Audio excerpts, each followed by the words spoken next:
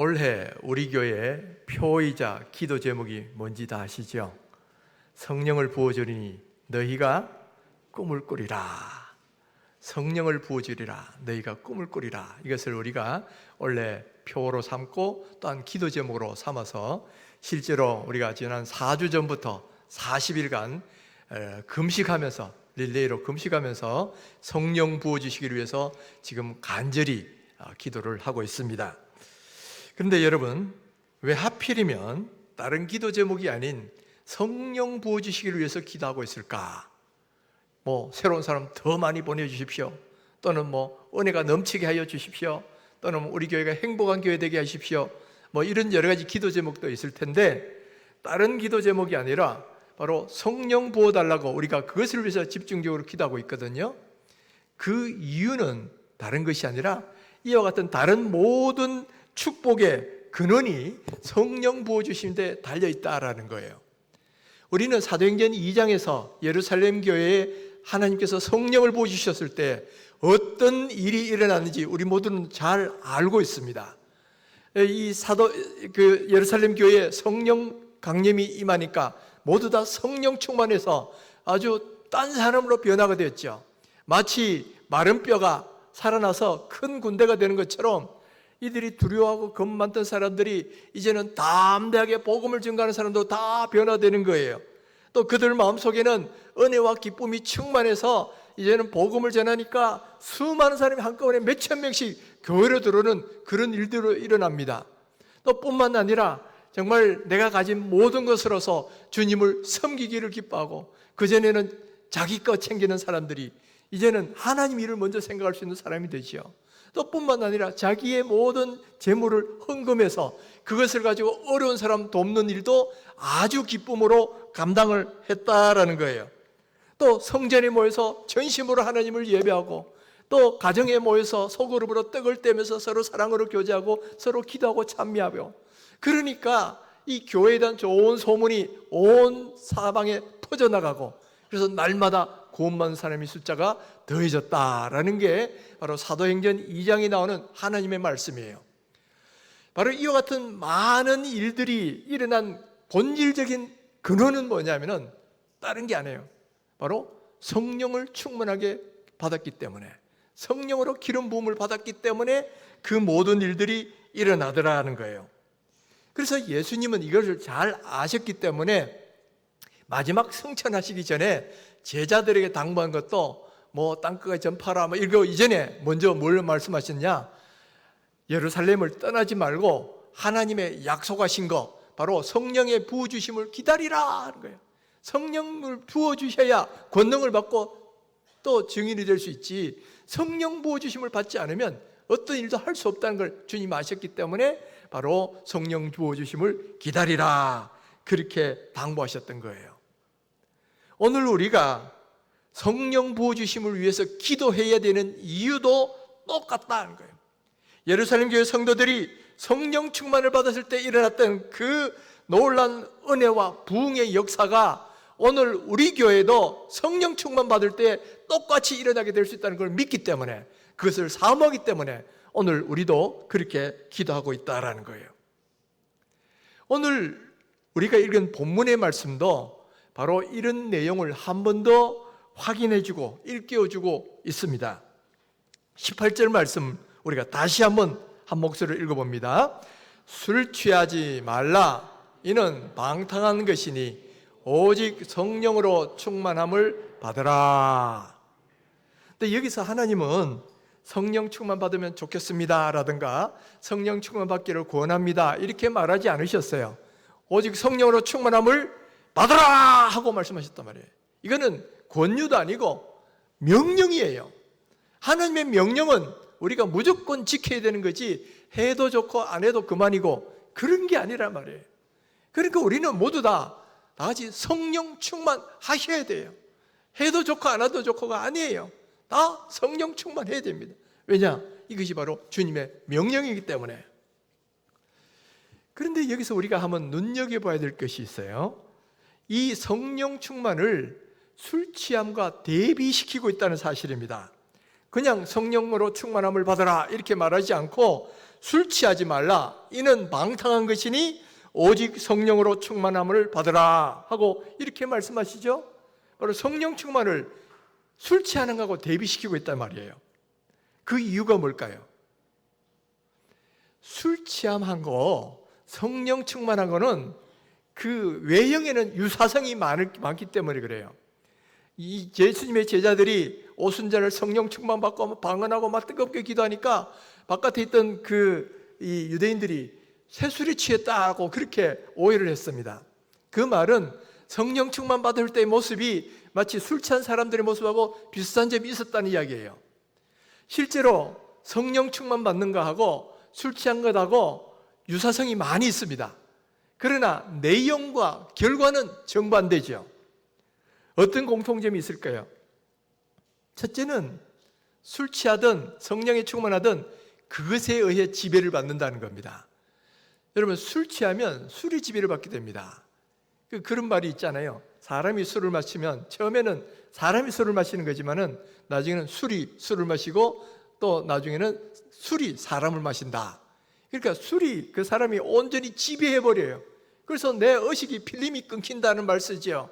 그래서 무슨 행동을 했는지 무슨 말을 했는지 기억 하나도 못해요. 그냥 술이 시키는 대로 막 행동하게 됩니다. 나중에 깨보니까 어때요? 막 자기가 의식도 못하는 사이에 막 엄청난 일들을 벌어져가지고 수많은 안 좋은 일들이 술 취한 가운데 많이 벌어지잖아요. 근데 성령이 충만해도 비슷한 현상이 일어납니다. 성령 충만하면 이제는 성령의 지배를 받아요. 성령이 이끄시는 대로 내 본능이 더 이상 작동하는 게 아니라 성령이 이끄신 대로 순종하게 된다 이 말이죠. 그런데 그 결과는 술 취한 것하고는 정반대예요. 술 취한 사람 가운데는 막 오히려 파괴적이고 안 좋은 일들, 하는 죄악들 이런 것들이 일어나지만은 성령에 충만하면 하나님 말씀대로 순종하게 되고 하나님의 뜻을 행하는 그런 사람이 되더라는 거예요. 뿐만 아니라 이 두 번째 공통점은 뭐냐면 용감해진다는 거예요. 여러분 간혹 그런 분들 보시죠. 평소에 막 말도 잘 못하고 이런 얌전한 사람이 술만 들어갔다 그러면 딴 사람 되는 사람, 헐크처럼 변하는 사람, 여러분 그런 분 보셨잖아요. 평소에는 안 하던 그런 행동을 막 술만 들어갔다 그러면 막 그 과격한 행동 막 용감하게 막 해버립니다. 싸움도 막 벌리고요. 또 그다음에 평소에는 말도 못하던 사람이 갑자기 술 기운에 술의 힘에 의해서 막 이상한 말도 막 떠들게 되고 그런 일들이 많이 일어나는 것을 보게 돼요. 어떻게 아느냐? 저희 부친이 예수님 믿기 전에 그러셨거든요. 그러니까 제가 우리 부친 하는 것을 제가 봤어요. 근데 성령 충만해도 비슷한 일이 벌어지는데 용감해집니다. 담대해집니다. 근데 그게 좋은 쪽으로 담대해져요. 그 전까지는 막 두려워하고 막 그냥 힘들어하는 사람이 이제는 용감해지고 담대해집니다. 가서 입도 전도하는 말도 못 꺼내는 사람이 이제는 담대하게 하나님 말씀을 증거하는 사람이 되는 거예요. 그러니까 성령 충만하면 용감해져요. 좋은 쪽으로. 또 뿐만 아니라 술을 취하면 또 성령 충만하면 둘 다 노래를 합니다. 술 취한 사람들은 기분 좋으면 흥얼흥얼 막 노래 부르는 거 여러분 보신 적 있죠? 마찬가지로 성령이 충만한 사람도 노래를 해요. 근데 그 노래가 세상의 노래가 아니라 하나님을 찬미하는 노래, 하나님께 영광 돌리는 노래, 막 그런 노래가 나오는 거예요. 그러니까 요 다음 19절에 뭐라고 했냐면 희와 찬송과 신령한 노래들로 서로 화답하라 그렇게 말씀하잖아요. 이렇게 성령 충만하면 이렇게 하나님을 찬양하는 사람이 된다는 거예요. 또 네 번째는 공통점은 운다라는 거예요. 간혹 술 취한 사람들이 뭐 인생이 험하다고 울기도 하고 신사가 처량하다고 막 술 마시고 우는 그런 경우 본 적이 있죠. 근데 성령 충만한 사람도 자주 울어요. 근데 우는 이유와 내용이 다릅니다. 뭐 때문에 우느냐? 내 죄가 생각나서 안타까워서 막 회개하면서 우는 거예요. 또는 하나님의 은혜가 너무 감동적이고 감격스러워서 그래서 울게 된다는 거예요. 울어도 그 이유와 내용이 전혀 다른 거죠. 다섯 번째는 자기처럼 되게 만들기를 원한다는 거예요. 술 취한 사람은 막 술 안 마시는 사람에서도 강제로 자기처럼 술 마시게 만들어요. 마셔! 그러고 막 강제로 막 그런 게 하는 경우 있어요. 자기처럼 되게 만들려는 거죠. 근데 성령 충만한 사람도 주변 사람들을 자기처럼 되기를 원하는 거예요. 그래서 강권합니다. 너도 나처럼 예수 믿고 구원받아야 돼. 내가 예수 믿고 나니까 너무너무 좋아. 너도 한번 예수 믿어봐. 그러면서 이렇게 자기가 경험한 그 은혜들을 같이 나누기를 원해서 강권하게 되는 그런 일들이 일어난다는 거죠. 여섯 번째는 중독이 돼요. 술을 많이 마시다 보면 술 중독이 돼요. 알코올 중독이 돼가지고 술 없이는 못 삽니다. 그래서 늘 술병을 끼고 다니는 사람들이 많아요. 성령 충만해도 이제는 성령의 중독이 되고 예수님의 중독이 돼요. 그래서 이제는 예수님 없이는 살 수 없어요. 그런 사람이 된단 말이에요. 그래서 부를 찬송이 뭡니까? 주 없인 살 수 없네 내 죄인의 구주여. 주님 없이 살 수 없습니다 라는 게 우리 입으로 고백이 되어서 나오게 된다는 거죠. 그 다음에 일곱 번째 또 공통점이 하나 있는데 냄새가 난다. 냄새가 난다. 이 술에 취한 사람 옆에 가면 술 냄새가 막 진하게 나잖아요. 이 술 냄새가 향기롭던가요? 아니잖아요. 역겨운 냄새이기 때문에 술 취하면 근처에 안 가려고 그래요. 저도 우리 부친이 예수 안 믿을 때 막 술 취해가 막 들어오시면 옆에 가기가 싫더라고요. 근데 성령이 충만하면 어떻게 됩니까? 역시 냄새가 나요. 근데 이 냄새는 역겨운 냄새가 아니고 그리스도의 향기, 좋은 냄새, 향기를 막 발휘하게 된다는 거예요. 그러니까 사람들이 주변에 몰려오고 같이 있고 싶어지고 막 그렇게 되죠. 저희 부친도 예수 믿기 전에는 술에 취해 살다가 나중에 예수 믿고 난 뒤에는 성령의 사람이 되면서 늘 말씀 가까이 하고 그런 분이 되셨고 또 장로로 계시다가 돌아가셨어요. 여러분, 이처럼 술 취한 사람하고 성령에 충만한 사람은 외형적으로는 비슷한 점이 있지만은 그 내용과 결과는 전혀 딴판인 거예요. 그러니까 오늘 성경 말씀에 술 취하지 말라. 이는 방탕한 것이니 오직 성령으로 충만함을 받아라. 이렇게 말씀하고 있는 거예요. 여러분, 술 취한 것이 뭐라 그랬습니까? 술 취하지 말라. 이는 뭐다? 방탕한 것이라 그랬어요. 방탕한 거다. 방탕한 것이라는 것은 이 술 취한 것하고 늘 성경에 보면 같이 나타나요. 왜냐하면 술 취한 게 방탕한 것이니까. 로마서 13장 13절에 보면 낮에와 같이 단정히 행하고 방탕과 술 취하지 말며 이렇게 말씀하시죠. 또 갈라디아서 5장 21절에도 투기와 술 취함과 방탕함과 또 그와 같은 것들이라. 이런 일을 하는 자들은 하나님 나라를 유업으로 받지 못할 것이요. 아주 무서운 경고의 말씀하고 있어요. 또 베드로전서 4장 3절에 보면 너희가 음란과 정욕과 술 취함과 방탕과 연락과 무법한 우상 숭배를 하여 이방인의 뜻을 쫓아 행한 것이 지나간 때가 족하도다. 그런 삶은 예수 믿기 전에 그때로 족하다. 이제 예수 믿고 난 뒤에 그 버리라는 이야기예요. 근데 여기서 나오는 방탕이란 말은 이 원어로는 아소티아라는 말인데 이게 탕자가 허랑방탕했다 할 때 그 단어가 똑같은 단어예요. 탕자가 재물을 다 모아가지고 먼 나라 가서 막 허랑방탕하고 막 그런 삶을 살죠. 그때 그 쓰는 단어가 아소티아예요. 그러니까 술 취하면 탕자가 했던 허랑방탕한 삶, 바로 그런 삶이 이루어진다라는 거죠. 그래서 술 취하지 말고 성령에 충만하라, 성령으로 취하라, 바로 그런 말씀을 오늘 우리들에게 하고 있다라는 거예요. 그러니까 우리 그리스도인들은 예수를 믿고 나면 더 이상 술 취한 사람이 되어서는 안 돼요. 이제는 성령으로 충만한 사람이 되어야 된다는 거예요. 여러분, 술에 취하면 하나님 말씀으로부터 멀어지고 자꾸 죄를 짓게 되지만 성령에 충만하면 오히려 하나님의 뜻대로 순종하며 사는 사람이 된다는 거예요. 또 술에 취하면 파멸의 길을 가지만은 그러나 성령에 충만하면 바로 은혜와 기쁨이 충만한 생명의 길을 가게 돼요. 또 여러분, 술에 취하면 다른 사람들을 해악을 끼치는 그런 삶을 살게 되지만은 성령에 충만하면 모든 사람들에게 그래서 향기를 바라고 모든 사람을 유익하게 하는 그런 삶을 살게 된다라는 거예요. 그러니까 성경은 술 취하지 말고 성령으로 충만하라 이렇게 말씀하고 계신 거예요. 사랑하는 성도 여러분, 예수 믿고 난 뒤에도 여전히 술 취한 삶을 사시겠습니까? 아니면 성령 충만한 삶을 사시겠습니까? 여러분, 선택하셔야 돼요. 술도 취하고 성령 충만도 하고 그런 일은 있을 수 없어요. 술 취한 사람은 절대로 성령 충만할 수가 없어요. 그렇기 때문에 여러분 오늘 말씀 그대로 이제 예수 믿고 난 뒤에는 술 취한 삶을 버리시고 성령으로 충만한 삶 사시기를 주의 이름으로 축원합니다.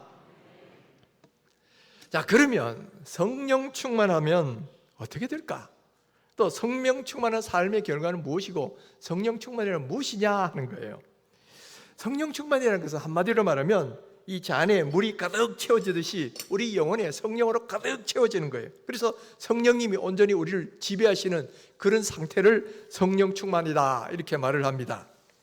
그런데 성령 충만이라고 하더라도 그 말도 그 세부적인 의미는 약간씩 차이가 있어요. 이 성경에 보면 특별히 이 사도행전에 보면 성령이 충만하여라는 말이 여러 번 나오는데 우리말로는 다 같은 성령이 충만하여지만은 원어는 문맥마다 약간씩 다른 용어를 씁니다. 예를 들면 우리가 지난주에 사도행전 6장에 보면 7집사를 세우는 기준에 나오잖아요. 성령이 충만한 사람을 뽑으라 그랬을 때 그때 사용한 헬라어는 뭐냐면은 플레로라는 동사에서 나온 플레레스라는 형용사예요. 플레로라는 그런 단어가 쓰입니다. 그런데 사도행전 2장 4절에 보면 오순절날 성령이 충만하여 그랬을 때는 플레로라는 단어를 쓰는 게 아니고 핀플렘이라는 단어를 써요. 그리고 4장 31절에 가서 빌기를 다 마침에 그 모인 곳이 진동하더니 저희가 성령 충만했다 할 때 그때도 마찬가지로 핀플렘이라는 단어를 씁니다. 그러니까 같은 성령 충만이라도 그 헬라어 원어가 좀 달라요. 그러면 이 두 가지 차이가 뭐냐? 이 두 가지는 물론 동일한 성령 충만을 의미할 때 씁니다. 그런데 구체적인 내용이 들어가면 약간의 미세한 차이가 있어요. 먼저 사도행전 2장과 4장에 나오는 핀플렘이라는 단어는 이 플레오라는 단어에 비해서는 좀 더 단기적이고 폭발적인 사역을 감당하는 그런 성령의 충만함, 그런 것을 의미할 때가 많습니다.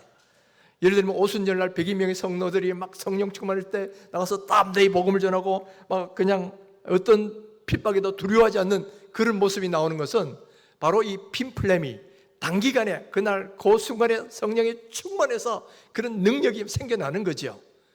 바로 이런 성령 충만은 사역과 주로 관계가 됩니다.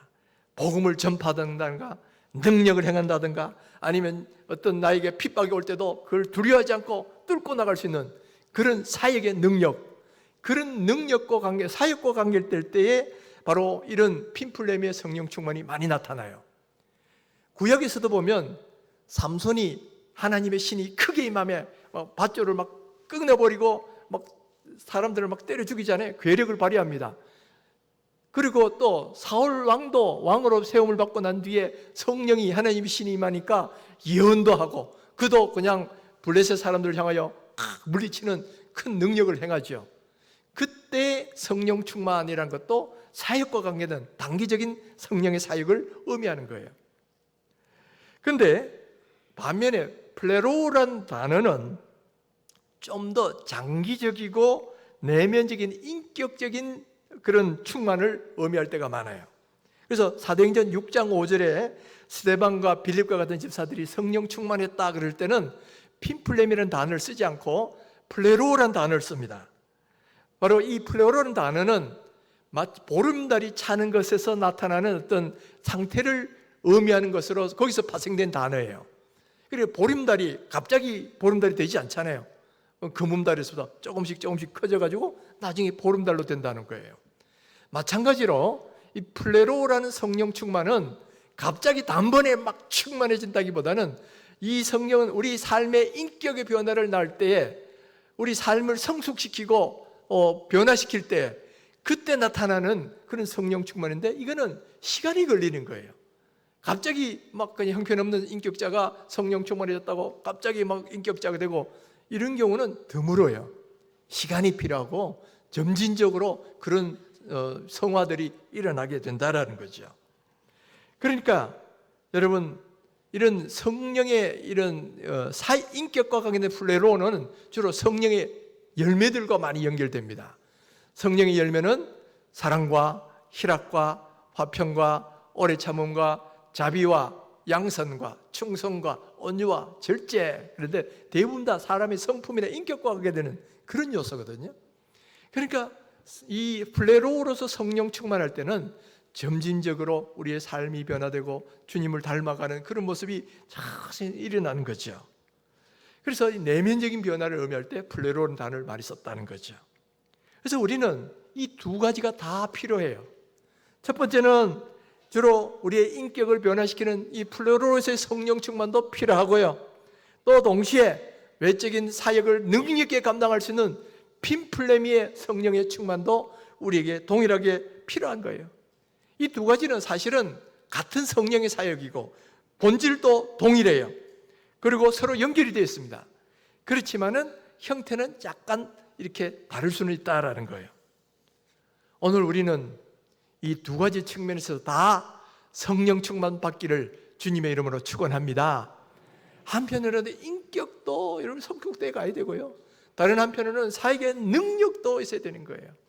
그런데 이 두 가지 중에 어느 하나가 부족하면 좀 이렇게 반쪽짜리 그게 되기 쉽다라는 거예요.